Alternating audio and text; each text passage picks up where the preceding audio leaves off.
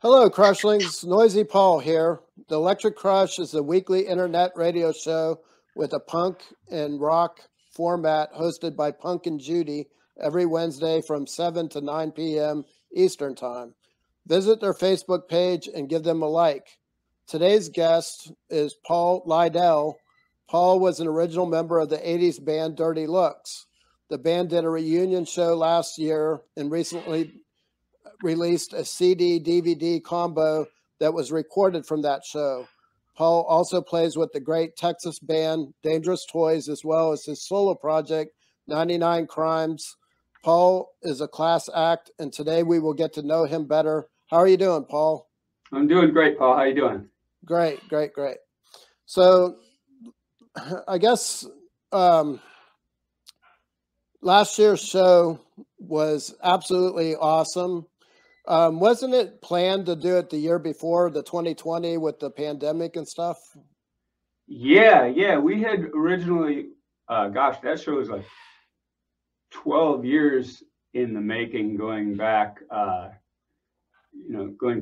to when Henrik was alive, and we had planned to do a reunion show then. That never happened. And then this particular show was supposed to happen. It was scheduled for, I want to say March 18th or something for 2020.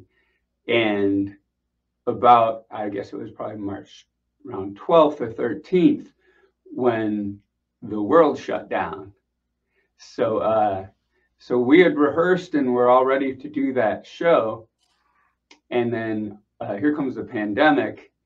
And so we didn't get to see each other again for another year and a half. Right. So before the show in Selingsgrove, we got together and rehearsed again, and played the first show with myself, Jack, and Gene in about 30 years. Right. I'd like to start this interview with getting to know you, and tell us about your childhood. Childhood was pretty musical.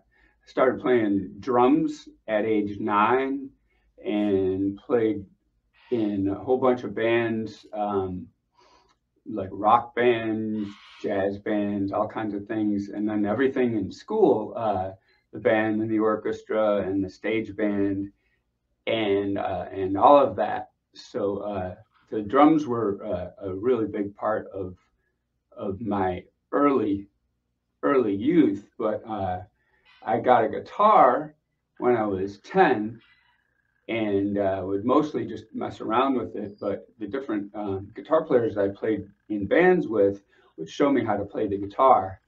And so I would dabble in that, and then ended up just sort of playing for just hours a day, not thinking of myself as a guitar player, but was getting fairly proficient at it. And after a while, that sort of that bug bit really hard, and I sort of switched over full time to guitar, which at that point started practicing like just constantly.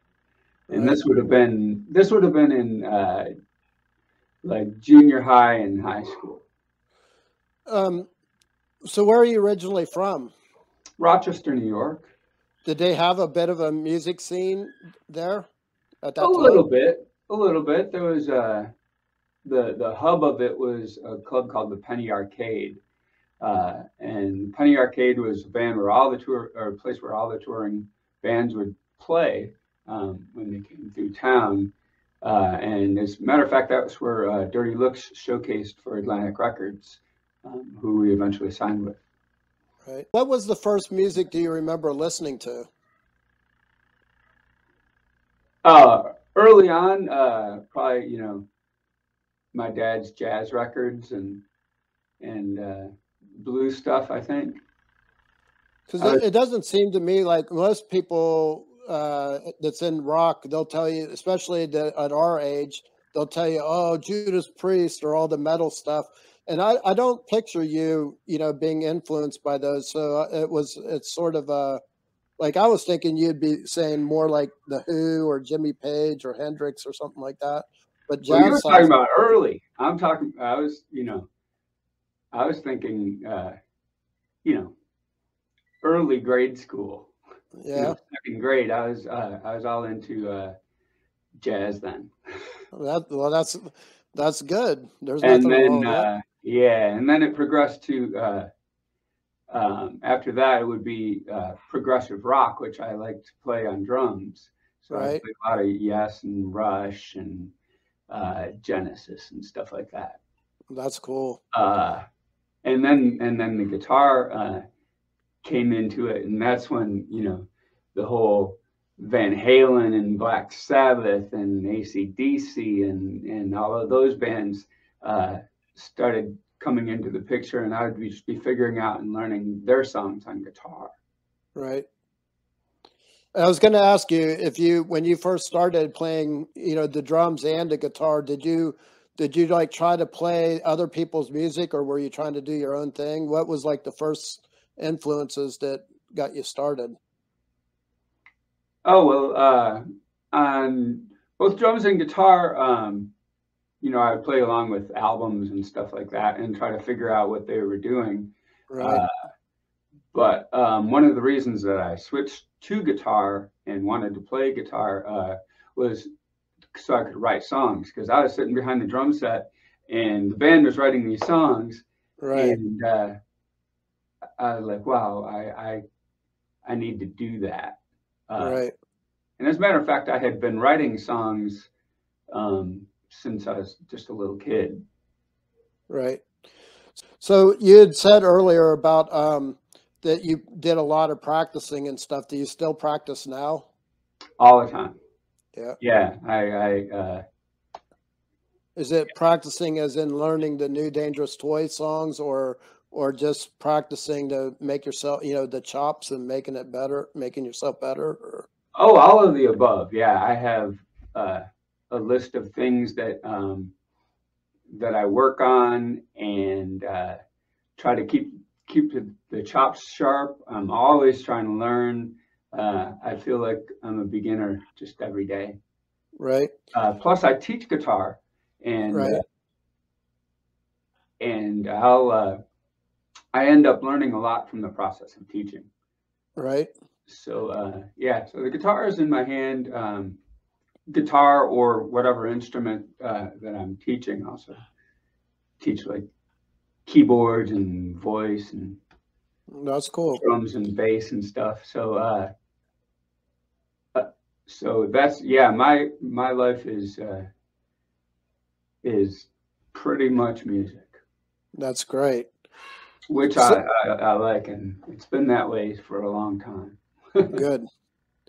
Well, I know a lot of people that do music, and they're blessed every single day that they can do that, and make a living with it, and survive.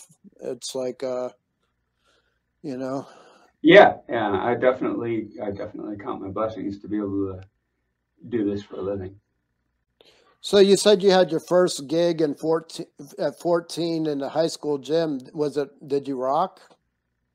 Yeah, that was a rock show. The Was it band. drummer or the guitar player? Oh, I was on drums Yeah. and singing. Um,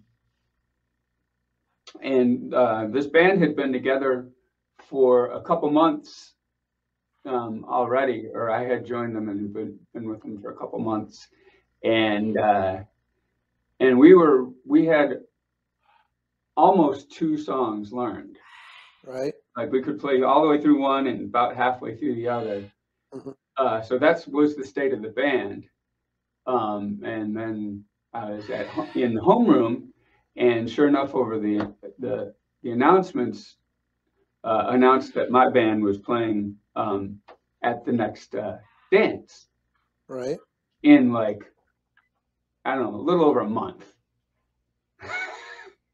Okay. So needless to say, we got busy Right. and put together, I don't know, like 30 classic rock songs, and originals and stuff in the span that we had, and the show went well. So I've kind of just always remembered that you know, things seem to take as long as you give them. Right. You know, What would you say is like the easiest and or hardest song to play, whether it's guitars, drums, or singing? Give me some examples of some of the, whether it's covers or your own music or whatever. What, like, give us an idea of what's like the most difficult to play and what's easiest and that sort of stuff. drums. It was kind of the same. That would be with the progressive rock and, you know, a lot of the Rush and Odd Time Signature things, Right. things like that. I've always wanted to be a drummer, and as soon as I went to my first concert was Rush. As soon as I seen Neil Peart, I was like, "There's no way I could ever be that good." So I was like, "Screw that." He was my idol, so my drum set was set up just like his. That's great. And I would play those Rush songs, and I had Neil Peart drumsticks, Right. and yeah, I would sand off the edges like he did. Yeah. You know, I was Neil Peart freak. So you had mentioned to me before about breaking your ankle skydiving. What the hell happened there? Oh, you know, I had just turned 16 and thought skydiving would be a good idea, and the whole thing was really fun. I mean, jumping out of a plane, and this was not a tandem. This was like you just jump out. It was a solo thing, and they had this thing called a static line, which is this real long cord that's attached to the plane, and that's what pulls your chute. But I mean, you're falling for quite some time. Right. So yeah, so I hit the ground and pretty immediately realized that something was wrong with my leg, and spent the next 2 or so months in a cast.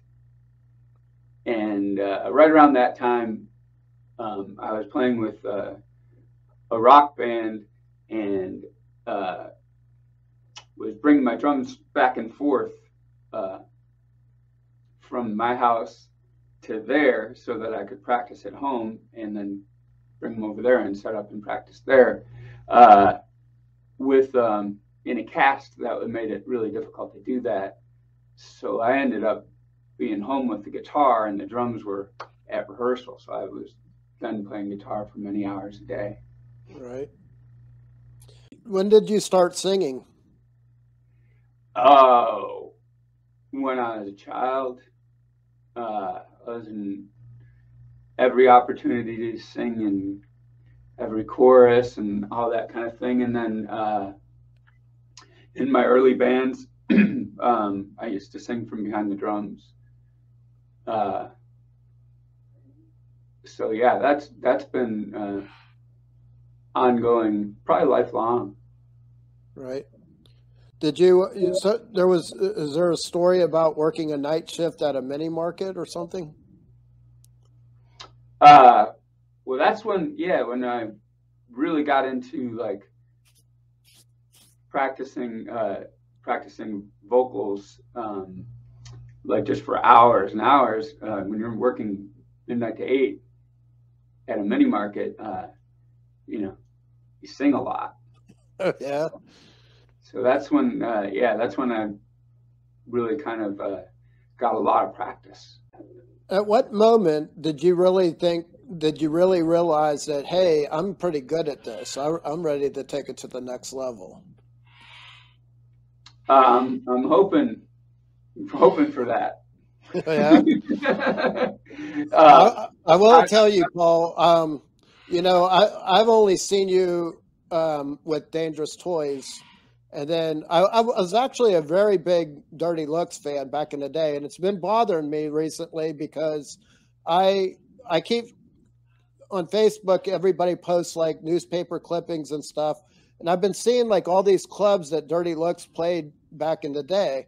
And I'm like, why wasn't I there? And there was Texas when I lived in Texas. You had played in a place in Houston, and I remember the place, but I never had been there before. And I'm sort of wondering if I just missed you because like I moved all over the place all the time. So it was like perhaps you when you played in Cleveland, I was in Texas and vice versa or whatever. And I like but then I saw you last year with the Dirty Look show, and Paul, you shredded. There was absolutely no doubt about it. You are a flippin' great ass guitar player. Like that, you rock those songs out. Like Well, I appreciate that. like when did you know that you were, something special like that? I certainly don't think of things that way. I just see, how far I have to go. Well, but, yeah, when so I try pretty hard. didn't Dirty Looks originate from Erie, Pennsylvania? Yeah, Erie. Then they sort of relocated. They were called Crossfire then, and they and this is primarily Henrik, Right. And this is before I knew Henrik. Right. And I think Crossfire went to San Francisco and recorded his Dirty Looks. Right. And then I think that fell apart, and Henrik came back to Pennsylvania, and that's when he hooked up with Jack, who played with the band Harpo at the time.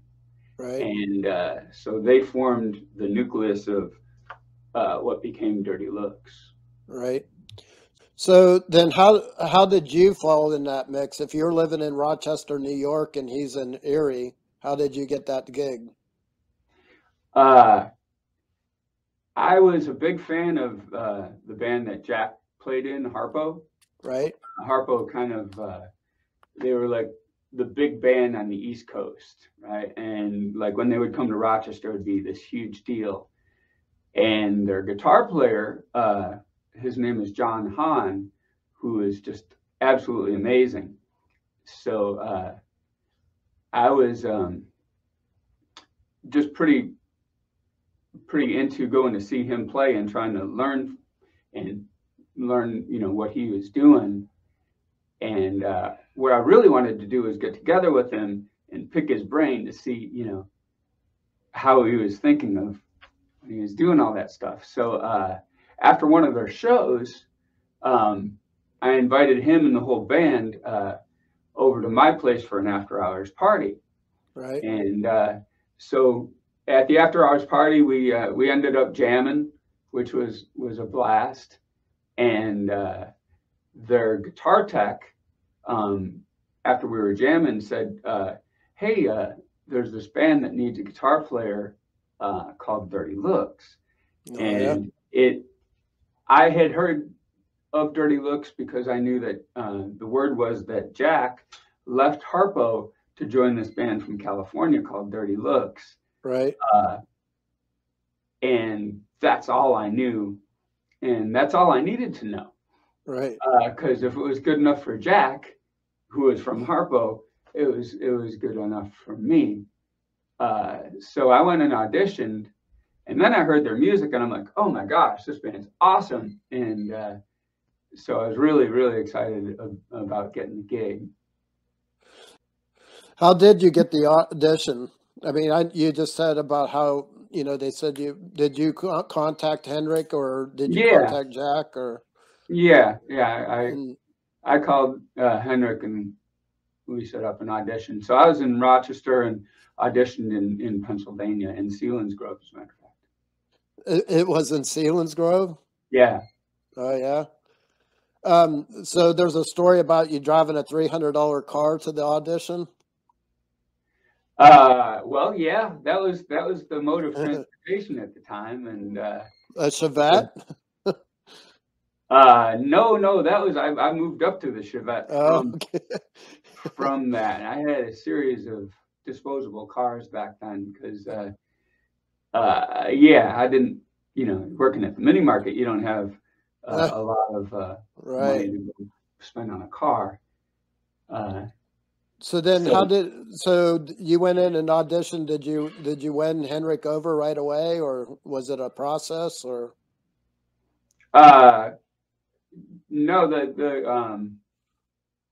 he told me he told me soon after You got the that, gig? that I had gotten the gig. Cool. And Uh, then the Billboard magazine, how long did that take till you got that and got that running? oh, yeah, there was a review in Billboard magazine for the Dirty Looks album In Your Face, Right, and so that album was released through there's a huge music store in Rochester, New York called the House of Guitars, right, and Armin Sharbrock had this label Mirror Records, and so the Dirty Looks album was on that, and he was able to get the that album reviewed in Billboard magazine, and there was some favorable reviews, and that kind of started a bidding war amongst the major labels, right. and so we showcased for Atlantic, which is a story in itself. Tell the story. Uh, Gosh, we were he could only uh, he could only come to see us play on this one particular day. Right, So, like I said, this is at the Penny Arcade in Rochester, and there was another band that already had that date, and they wouldn't give it up. So we ended up opening for them, right, and we usually traveled with this large PA system. So we would just come in, and this is even back in the days, in the early days of Dirty Looks, we were making like $5 a day each right, for the shows, and traveling all over the East Coast. But we traveled with an equipment truck that had a big PA system. So we would just roll into these places with this big, huge PA system and production, and just floor everybody, right? right. Except for that night, because the truck broke down. I don't know, a couple hundred miles outside of town. So we ended up using the opening band's Oh PA no. system, which was pretty much a PA on a stick, I think. Uh, And yeah, so the showcase was probably nerve-wracking, just because everything seemed to be going wrong. But well, I have this theory anyway. If you have really good songs, it doesn't matter whether you're listening to it with a little earphone or you're listening to it on a little, PA on a stick, as you called it, or a huge production. If you have the good songs, that's all that matters to me, you well, know? that's what the A&R guy that came to see us, Right, whose name was Frankie LaRocca, right. uh, he said, yeah, I can hear through all that, just like you said. Yep, yep. So That's how I've always felt. Did you get signed right on the spot, or did it was it a process, or? no, there was a process, and we showcased for some other labels too, Oh yeah, and ended up deciding to go with Atlantic. right. So you get signed, and then you're going to record the album. You need a producer. Yeah. So they brought in Max Norman, who had produced, well, first couple of Legendary, Ozzy albums. right, So he was the guy that had the Randy Rhoads sound, and he right. was responsible for that, along with Megadeth and Lynch Mob and on and on. So Oh he yeah, had done all kinds of things. So yeah, that was really fun. Do you think that he improved your sound, or I mean, what do you think that he made an enormous impact on your music? Yeah, I think so. I think he got one of I think on the Cool from the Wire album specifically got one of the better drum sounds Right, of albums, and people still even comment on like, man, that kick and that snare sound great, and right, and he did pretty good with the guitar sounds too, I thought, and he I think the overall thing was really good. He as a matter of fact, Dangerous Toys heard a Dirty Looks song on the radio, right, and they're like, wow, that's they like the song, but they also like the production of it. right, So they found out who produced the album, and so Dangerous Toys' first album was also done by right, Max Norman. right. Tell me about recording "Cool from the Wire." We recorded it in a place called the Carriage House, Right, and that was in Connecticut, in Stamford, Connecticut. Um, Kind of a remote studio, and there was another band recording at night while we were recording during the day. So Max was kind of doing double duty, right, um, and so we would record. We would record during the day, and he would just work like crazy. right. So you're a 14-year-old kid in Rochester, New York, and now all of a sudden you're in Connecticut recording "Cool from the Wire." That has to be a pretty good feeling. Yeah, yeah. Especially like being in the control room was sort of a surreal experience, and hearing this music coming through the big speakers, Right, and and seeing like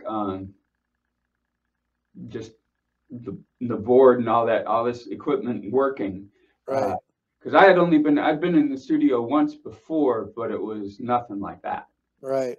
Uh, so yeah, that was a great experience. Max was really cool and supportive to me as I was doing guitar tracks. Good. So then did you move? Was it then that you moved from Rochester to do the Cool for Wire photo shoot? Yeah, yeah, I was in Rochester, and recall getting a call from Henrik, and he said, "Yeah, you need to be here tonight." Because we're shooting the cover, which would have been the cover for the album tomorrow, and there's this big storm coming in tonight. Yeah, So and this is in the winter, and you know, driving through those mountains in the winter, which I had done before several times, was challenging. right, So yeah, so we then were moving into a band house in Pennsylvania, where we would Henrik and I lived there, and the band would rehearse there. now is this Selingsgrove or is it Yeah, Erie? this is Selingsgrove. Selingsgrove, Yeah. way out in the middle of nowhere. You're And telling me. but the house was in the middle of nowhere in Selingsgrove. Oh, but So even Selingsgrove is in the middle of nowhere. it is. Well, because I was wondering why you would have done that gig there as opposed to, Erie or whatever. I just assumed that you guys were all from Erie. No. Okay. Um, yeah, so gosh, I remember moving to the band house, which moving out of Rochester for the last time. I haven't lived there again But that process took about an hour because I had to Yeah. get out. I had to get the car packed and everything with all my belongings in that hour, which I didn't really have very many belongings. It was basically a suitcase and a couple of guitars. And said goodbye to Rochester and haven't been back since. So we moved into the band house and we lived there for a few months till the album came out, and then we went on tour. Then your first national tour was with opening for Skid Row opened for you. The first couple shows of our Yeah. first big tour, they opened for us in Boston and Poughkeepsie, I think. Right. Yeah. I ran into Rachel Bolan sometime after that, and he remembered. Oh yeah. He's like, "Oh yeah, we played with you in Boston." Yeah, that's cool. Cool from the Wire. Did it sell really well? So I was trying to look it up to see how many albums that you sold on that album, and I couldn't find it. Oh, I don't know the numbers at all. No. You know, and back then it even came out in vinyl. Right. Oh, I know. But then you have then it was CDs for a while, cassettes, and then anymore it's very, very difficult to tell. I remember. So I don't know. I remember at that time you could go to any record store and you could see a Dirty Looks album showcased in the stores, and I remember it like it was yesterday, that logo and everything, Mm-hmm. and I was just curious if it sold pretty decent. So then, Oh Ruby, you know, is definitely one of your classic hits, and you had to film a video for it. Yeah, we did that in New York City. Right. I believe the place was called the Palladium. Right. And so it's, you know, your basic setup on a stage, and they had like tons of cameras. One that went like rolled around on a track, and Right. they had the Steadicam that was going around. So that was a real filming a video is kind of a surreal experience. I bet. Like when you know, when you're a little kid, I don't know, I did, and probably a lot of other musicians would put on music real loud and pretend you're playing it, right? Right. So it was kind of like that. Right. You know, of course, you're not playing, but the music's real loud, and you're just pretending you're playing. Right. So So then the video actually was on MTV. Yeah. Do you remember seeing it? Mm-hmm. Yeah. Yeah. They the first time it was on Headbangers Ball. Right. And so remember being at a party, and they had Headbangers Ball on, and it was supposed to be on that night. And Right. video after video after video after video wasn't it. And then Right. it got almost to the end, and I think they played it the last one. Oh yeah. And yeah, and that it's one thing to hear your song on the radio. Yep. It's a different thing to see your video on MTV. Well, I don't know how or why, and I did eventually have a friend that worked at MTV back in the day, and I think he may have been contributed to some of it, but for some reason, like I was on MTV a lot. I don't know how or why. And I actually had a video dedicated to me, and I didn't know. I was, you know, doing whatever, and I come home and my phone is ringing off the hook, and they're saying, "Oh, dude, you know, you just had a video dedicated to you on MTV," and I'm like, "No way!" And they're like, "Yeah, a Queensryche video," and you know, That's now cool. you try to tell. How are you on MTV? Again, I don't know. They had a special, like a whole weekend special, and they were supposedly reading letters and stuff, and from fans and stuff, and they I didn't write the letter, but they read a letter supposedly that I wrote, and they dedicated a Queen. They showed a picture of me with Jeff Tate from Queensryche, and they said, "Hey Paul, we're going to dedicate this Queensryche video to you." I've never seen anybody get a video dedicated to them outside of bands, you know. And you try to tell somebody that now, that maybe a younger person that I work with, he never even knew MTV existed. Right. And They're like, you what's try to, MTV? It's you like, know, well, and I've worked with a lot of bands over the years that, you know, maybe had their video played on MTV once, you know, on Headbangers Ball or something. And it's like, it seemed like I was on there like every other week or something in one way or another. But it is a great feeling, and it had to be an awesome feeling for you, you know, to be at that party and actually, you know, witness your video on it, especially on Headbangers Ball.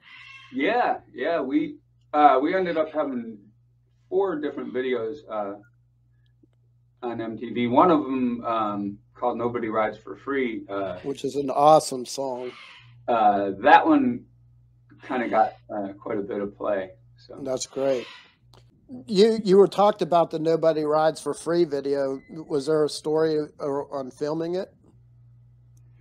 well, they filmed it downtown in Los Angeles, and it was filmed in an alley, and they had to. Well, they tried to clean out this alley by spraying it down, which didn't make it smell any better, really. Right. It was pretty nasty, and it was a huge production. They blocked off the city block around it, Right. so no cars could go through. They put a lighting truss suspended between 2 buildings to film the video, and then they had different actors that were in the video. A little midget cop, and one of the guys that actually lived in the alley, was featured at the beginning of the video. Oh yeah. Yeah. I recently interviewed Ryan Roxy, which is Alice's guitar player, and he spoke of bucket moments where he had a chance to jam with his heroes such as Brian May, Rick Nielsen, and too many others. I suppose when you're with Alice Cooper, you're going to get a bunch of people to come on stage and rock with you. Sure. But, what are some of your bucket moments, and what is your bucket list that hasn't, you actually haven't accomplished yet? Well, certainly jamming on stage with Dimebag Darrell and Right. Vinnie Paul. That was one. Right. That was really cool. Yeah, Pantera. What song did you play? We played Cold Gin. Cool. Kiss, they're big Kiss fans, and Right. so that was at a Dangerous Toys show, and so Jason and I played with Paul and Vinny. Right. Jason played bass too. Right. Meeting somebody, didn't you meet Gene Simmons? Yeah, I did meet Gene Simmons. Introduced himself when we were opening for them. Right.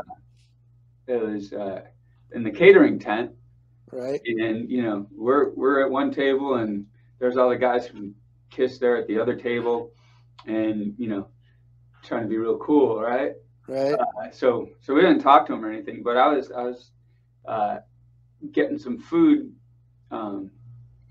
in the line there, and Gene came up and said, "Hey, I'm Gene," which really surprised me, because I didn't, you see his persona and you wouldn't think of him as like a friendly guy, right? But he is actually pretty cool. Well, that's cool. What happened? What happened to your gig with Dirty Looks? Henrik just wanted to part ways, or what happened? Yeah. Well, as I understood it then, we were on tour, and he kind of just disappeared. Okay. And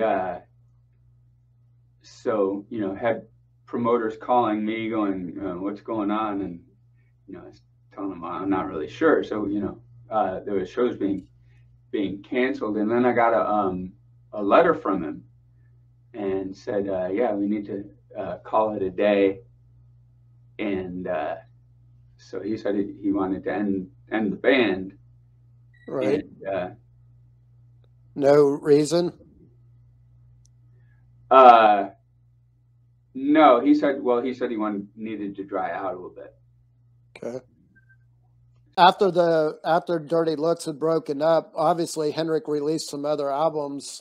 Did he ever ask you to contribute, or any of the other band members to contribute to any of the other songs or music? Oh yeah. Yeah, there were songs on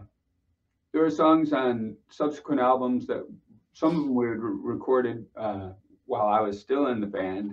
Right. And, those were on some of the other albums. And then and then he took a break for a while, and then he came back and recorded the Gasoline album. And so that has a song that I wrote on it, or that we co-wrote, and played on. And then for the Super Deluxe album, I played on pretty much that whole album. Oh, okay. And that was a really fun time, because we just over the phone, but Henrik and I were just getting along really well and laughing, and I have really good memories about that period. Right. Although I recorded my tracks here in Texas, so Right. I didn't.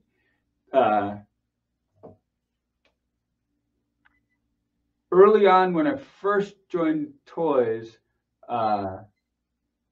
Dirty Looks, which Henrik had gotten the guys from Child's Play, and Right. he used that band and as the band, and so they played a festival in Texas that Toys was on. Right. So I got to spend the day hanging out with him. Well, that's cool. That day, and that was really fun. And then I went to another Dirty Looks show after that. He played in San Antonio. So this was all fairly early 90s. Right. But after that, my only contact with him was on the phone. I want to talk about Broken Teeth. Wasn't that your project originally? Yeah. Broken Teeth was sort of, it was a band that was not really meant to be like a lot. It was not really meant to be a band, actually. Right.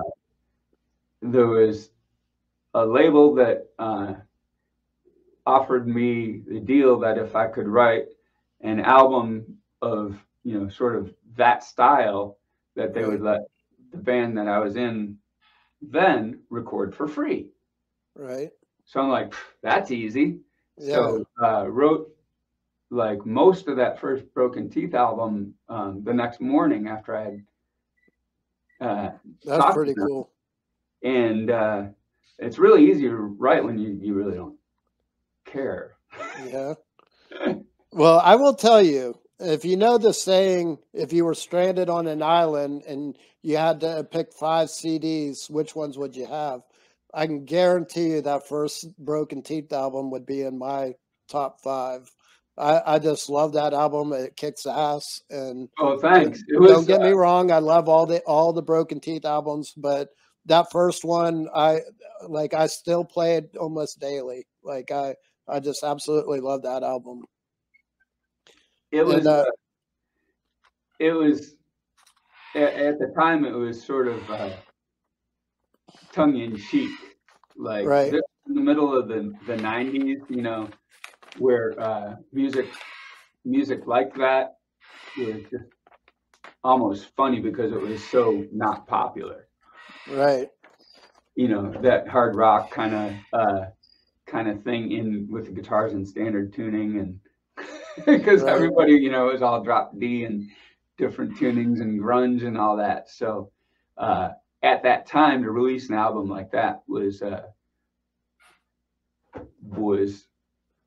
don't know, we considered it to be funny, so we weren't really taking it very seriously. So yeah.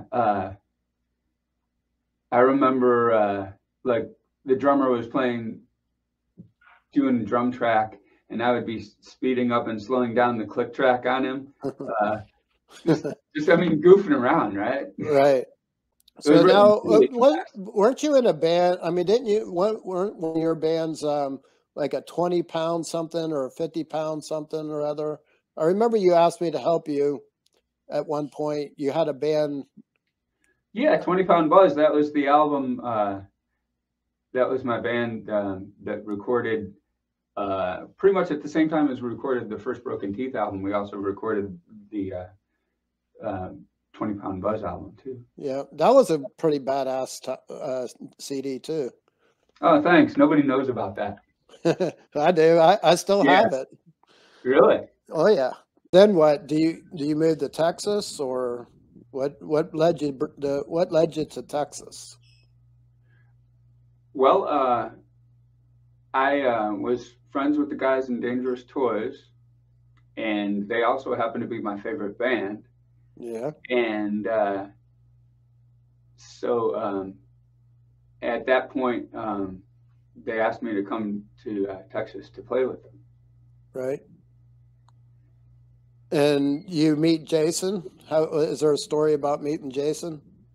Dirty Looks was on tour. We were playing in Austin, and Dangerous Toys, who are from Austin, was playing one of the first shows of their one of their first tours, I think. So it was pretty early on. I think their album had just recently come out, and so we got to go to see them before our show. Right. And I was backstage and ran into Jason, and he said, "Oh, you're Paul Lidel from Dirty Looks." And so that was that. And then later on, we had a merchandising person who also lived in Austin, Texas, and so we were staying like a day or two at her house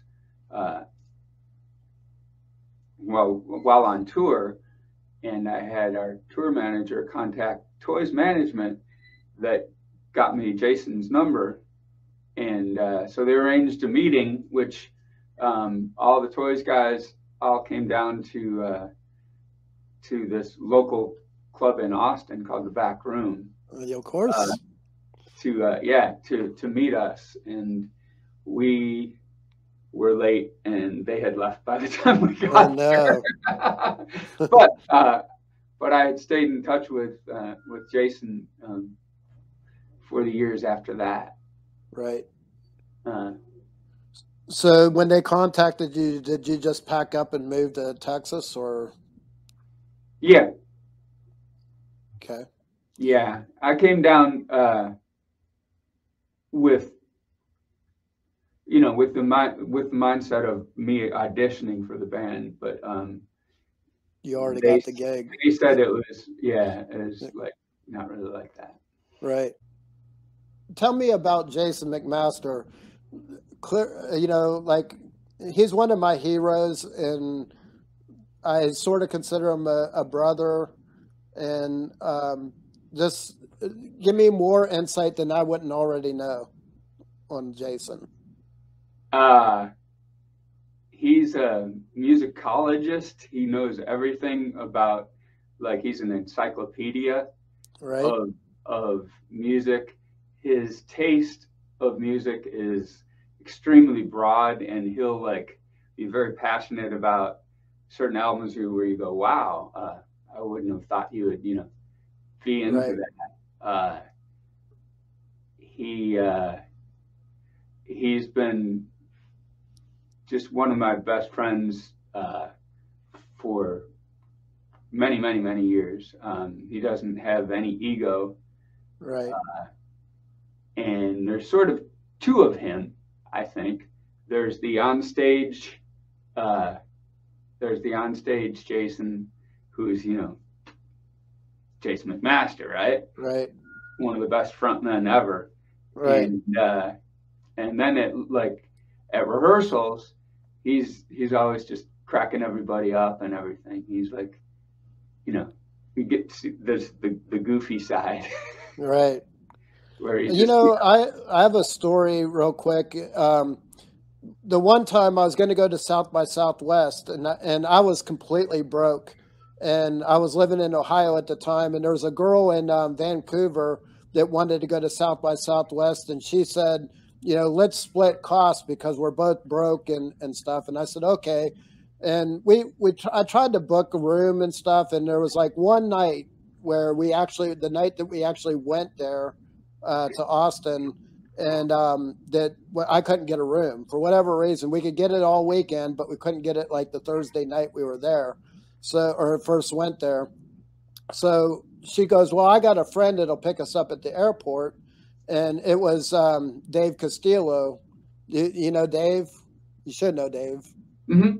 And so I knew him from way back, in the Pariah days and stuff. And anyway, this girl says, I got this guy named Dave. He's going to come and, pick us up and take us wherever we're going to want to go. So he shows up and he says, look, I'm running late. I'm in a hurry. I got to go to this private party or whatever.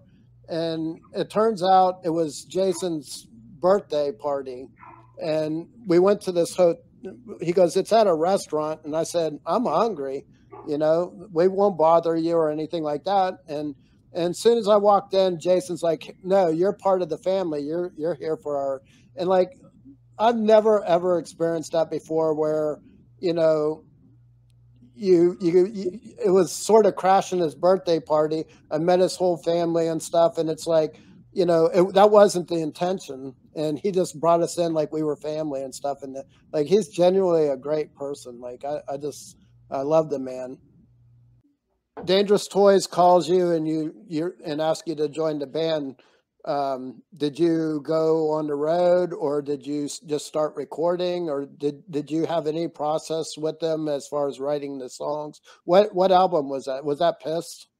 Yeah, that was the Pissed album. And so that was primarily ready to go when I got to Texas. And Right. we recorded in LA. Right. And I mean, it was like a couple months, I think, after I got to Texas. So Right. we had only played a handful of shows Right. before that recording. That recording would have been, I don't know, let's see, yeah, probably around March or so. Right. So we had already played in LA, though. And that was right around the time of the Northridge earthquakes. Right. So while we were recording the Pissed album, there was like a hellacious aftershock. And so we were staying in an apartment, and like the bass player jumped off the second floor balcony to get away from the building because he thought he was going down. Oh yeah, I mean, when we got there, the building next to it was collapsed in. Like, oh no!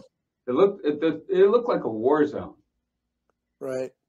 Around the studio, there's things all crumpled, and then that aftershock, kind of wrecked the studio a little bit too.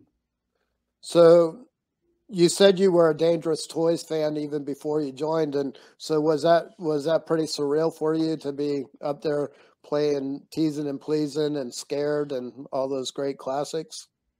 Oh yeah, yeah. Because I It, will say, and as like I said before, this is how you and I met, was through the Dangerous Toys.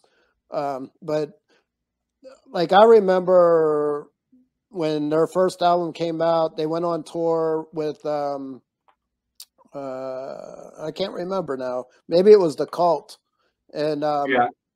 that my friend and I went real early. We went to Cleveland real early, and we went to this record store. And oh, you know what? You know what happened was my neighbor told me, "Hey, you're going to that show. The opening band's playing, or are going to be doing a meet and greet in Cleveland at this record store." And he said, it's really small. I have a friend that I could get you in and hang out with them and stuff before they start doing the signing.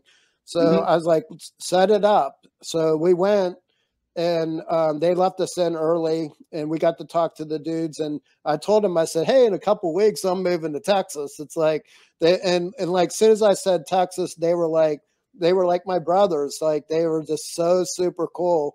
And then they said, after the show, come and hang out by the bus. We'd love to chat with you more and stuff. And they couldn't have been any cooler and stuff. So like from there on, I didn't even have to see them. I knew that they were something special. And then of course that night at the show, like like, I'm a huge Cult fan, and I think wasn't it I don't I don't remember what album that was either, but Sonic Temple, I think. yeah, I think it was. And and that was a classic. I mean, as soon as that came out, I immediately loved it, and I was like, but Dangerous Toys, they kicked my ass that night, and I was like, I've been a fan ever since. And I've traveled all over the flipping US to go see them and see Jason, and including Selingsgrove to see Jason, front Dirty Looks. But that has to be pretty exciting to to leave one band to go to Dangerous Toys, in my opinion. Yeah, yeah. It was very exciting and surreal on one hand, and on the other hand, I really felt like that was where I belonged too. Right. I agree. It, I it, agree with it that. seemed, yeah, it seemed very natural. The new Dangerous Toys album, do you have any comment on it? Are you able to is it sounding good? Uh, yeah, there's some amazing songs, Yeah, and the recording is in process, right. uh, moving slowly, but it is moving. So yeah, we've been busting out some of the new songs live as well. Right. Did you help write any of the songs? Yeah, everybody has input Yeah. for them. Scott primarily um, writes a lot of the riffs, Right. and and Jason handles a lot of the lyrics. Right. Um, some of his lyrics this time around are just really, really wild. Yeah. Yeah. Talk about the Dirty Looks reunion show. And you answered my question about why Selinsgrove, because when I found out that, you guys were playing, I was like, oh, cool, it's in Pennsylvania. It can't be too far. And I look it up in the map, and it's like in the middle of nowhere. And But it's then, Central Pennsylvania, yeah. I'm like going, why Selinsgrove? I'm like, why wouldn't it be in Erie or Pittsburgh or something, or Philadelphia, And then it took me It two seemed hours to get there. it There's seemed right to do the reunion show at like where the band started, you Yeah, know. now that you say that, because I was always under the impression that you were from Erie, that the band was based out of Erie. But I Yeah, get there, Henrik there's Mitchell no in Wi-Fi, Erie. there's no cell service, there's nothing. It's like I was sitting there trying to text my wife that I made it there safe, and I'm like, there's no cell service or anything. And I always like going to concerts and doing like a little sample anyway of the Facebook Live, and I couldn't get nothing. It's like, Oh, really? but I'll tell you what, that show was so worth it. It was worth everything. It was that was and the looks on your guys' faces. You looked like you were having so much fun. Like I remember Jack, he had, you know, grin from ear to ear, and you Yeah, guys I looked think like you really everybody enjoyed had a it. blast. I think.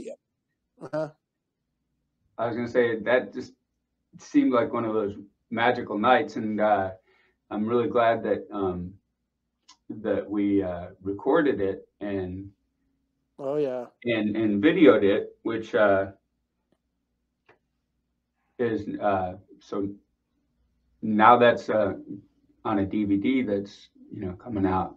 Right. So Like I said, that was a special, and I hope the recordings represent how special that night was, because it was pretty impressive.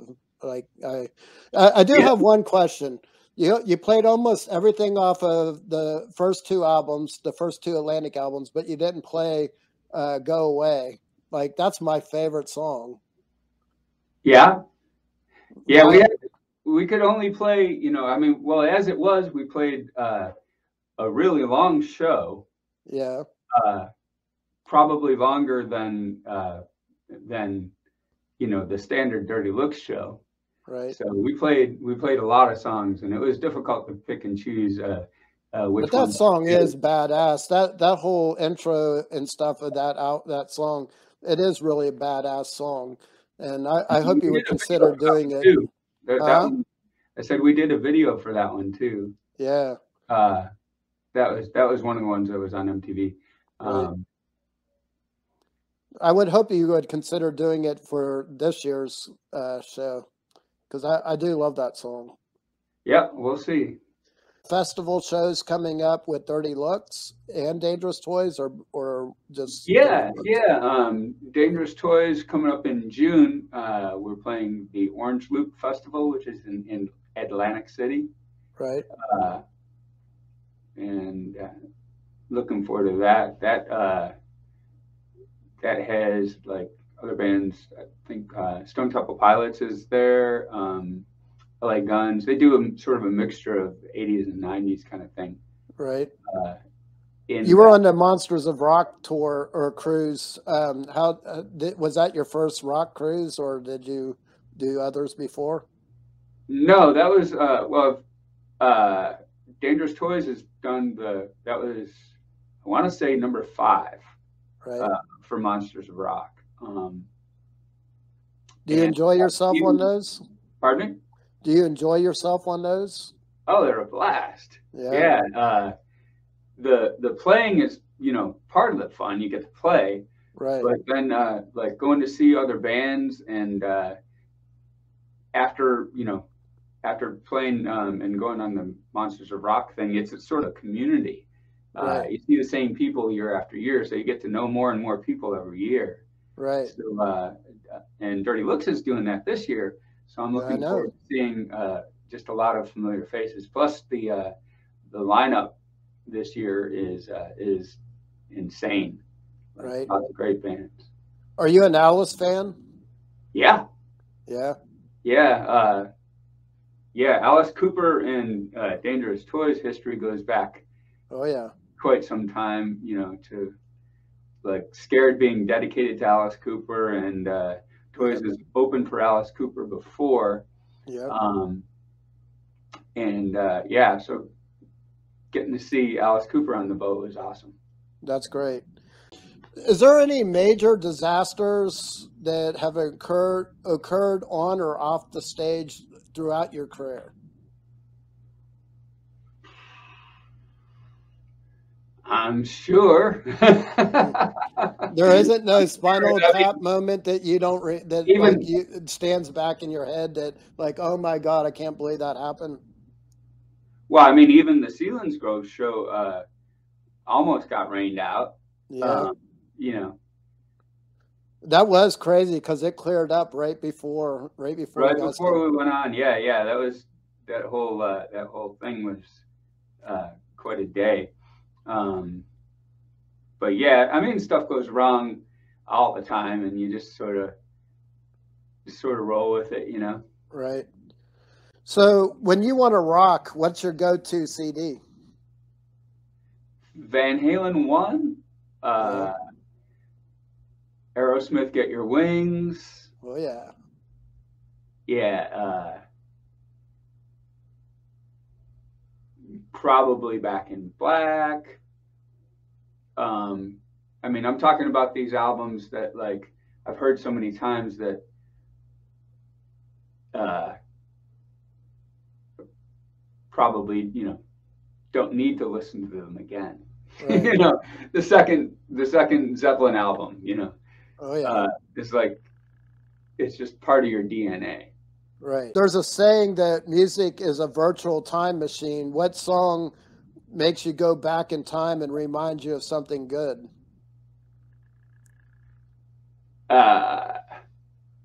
Probably Train Kept a Rollin' on the Get Your Wings album. Right. So that reminds me of cranking it up in junior high, and just that was my introduction to a lot of those albums actually. Right. Van Halen 1, hearing that real loud, Right. and rocking out to that stuff. So that made a big impression. Do you search out new music or do you stick with the old standards? And how do you discover new music? I've discovered on Spotify tons of new bands, because when there's something you like and they say well, you might like this, so I go check it out and everything. You do that? Oh yeah. So for a long time, I thought there was no new music, and that there was no cool rock bands coming out, but Right. I was quite wrong. Because I was going to ask you about Spotify. It was one of my last questions, and I was debating on whether or not to even bring it up, because a lot of bands nowadays sort of don't like the streaming services because of, let's face it, they don't get paid. And I remember seeing an article on Peter Frampton saying, the one hit, gets played like 100,000 times a day, and he makes like $3 or something. And it's like, but I personally think that Spotify and some of those streaming services it does help you find. In the old days, we used to rely on hearing new music on the radio, which when they actually did play it, new music. And then we also went into the record store and thumbed through the records and look for the coolest record, covers and stuff. And it's like, what is, obviously you use Spotify, so I assume you have good thoughts about it. Yeah, it's helped me discover lots of great new music, cool bands. A band from Brazil called Electric Mob. Right. Is really cool. Let's see what else we have in here. As far as kind of really cool newer bands, well, of course, The Treatment.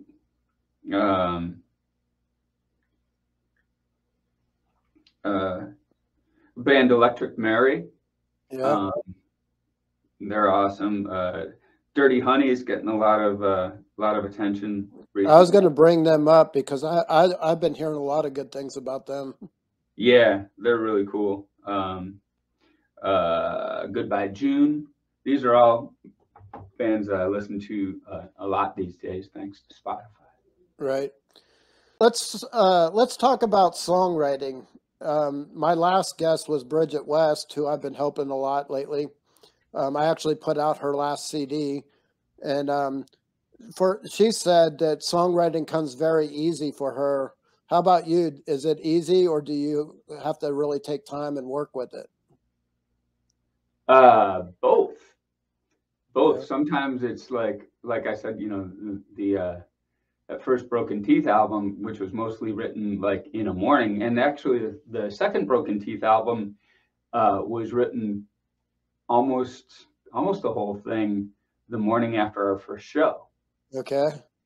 Whereas like I woke up all excited about having done the show, Right. and there was, you know, most of the next album just, yeah. So Pulled sometimes right it up. just, yeah, sometimes it just like is really easy, and then other times there'll be songs that take take years to come together, where you have this idea, but it wasn't its time yet, and then Right.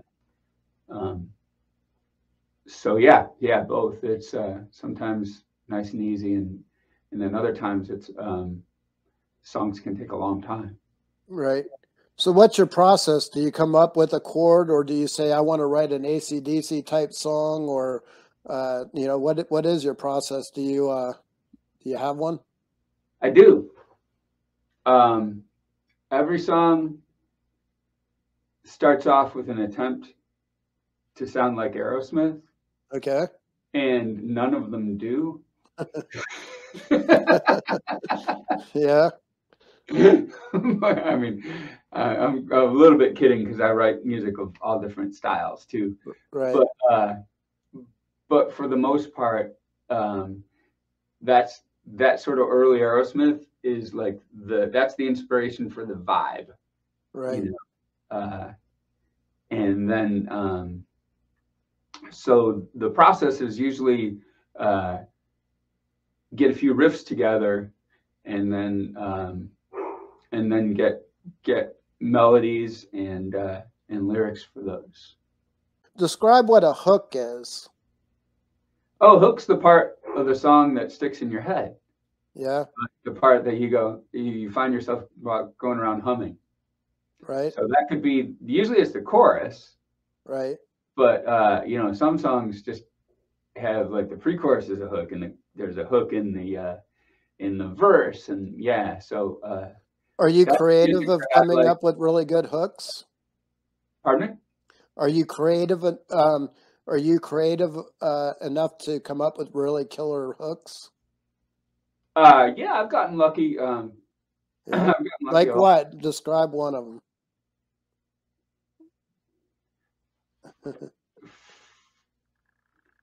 Well, if you listen to, like, for example, the 99 Crimes album, Right. um, I'm told that a lot of those songs are catchy. Right. And do you have any suggestions for a young person who wants to play guitar, or what you said you give guitar lessons? Um, what do you do you have any suggestions or comments on what you know give them when they first sign up for guitar lessons?